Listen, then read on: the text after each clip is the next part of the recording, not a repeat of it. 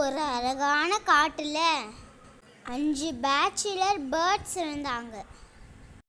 ஒரு கழுகு, ஒரு புறா, ஒரு கிளி, ஒரு காக்கா, ஒரு குருவி.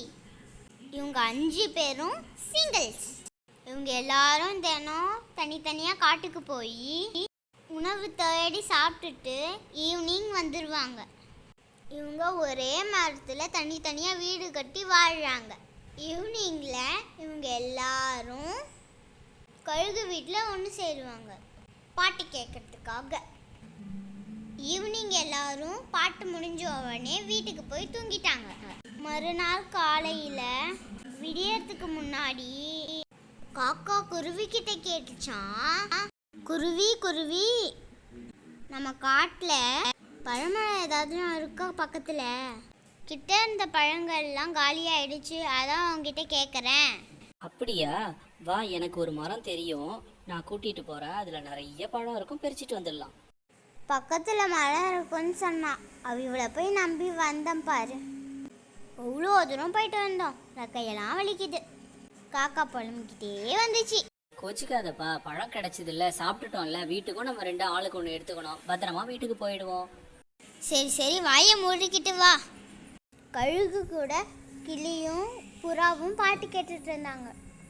குருவியும் காக்காவும் அதோட பழத்தை வீட்டில் வச்சுட்டு பாட்டு கேட்க கழுகு வீட்டுக்கு வந்தாங்க. ஜாலியாக பாட்டு கேட்டாங்க 5 பேரும். ரேடியோவில் நியூஸ் வந்துச்சு, புயல் காற்று வெள்ளமும் வரப்போகுதுன்னு. எல்லாரும் பயந்துக்குன்னு அவங்க வீட்டுக்கு போயிடலான்னு சொன்னாங்க. புறா மட்டும் வீட்டுக்கு போகிறதுக்கு பயமாக இருக்குன்னு கழுகு கூடயே இருக்குன்னு சொன்னிச்சு. பரவாயில்ல, நம்மளை நம்பி புறா வீட்டில் இருக்குது, நைட்டு 65 போட்ட வேண்டியதான் வரும். நியூஸில் சொன்ன மாதிரி வெள்ளமும் புயலும் வர ஆரம்பிச்சிருச்சு. புறாவை தவிர எல்லாரும் வீட்டுக்கு பறந்து போயிட்டாங்க. கழுகு பக்காவாக பிளானை போட்டுருச்சு. புயல் ரொம்ப அடிக்க ஆரம்பிச்சு, வெள்ளமும் வந்துருச்சு. குருவி காக்கா எல்லாம் வீட்டுக்குள்ளே போய் கதவை பூட்டிக்கிச்சு. ஜன்னலால் மழை எவ்வளோ இருக்குன்னு எட்டி எட்டி பார்த்தாங்க. வெள்ளம் அதிகமாகி மழை முழுக ஆரம்பிச்சிருச்சு. கொஞ்சம் கொஞ்சமாக தண்ணி ஏறி காக்கா வீடு வரைக்கும் வந்துருச்சு.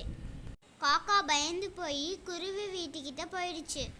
குருவி குருவி, கதவை தர, வெள்ளம் ஏறிடுச்சு, கதவை தர.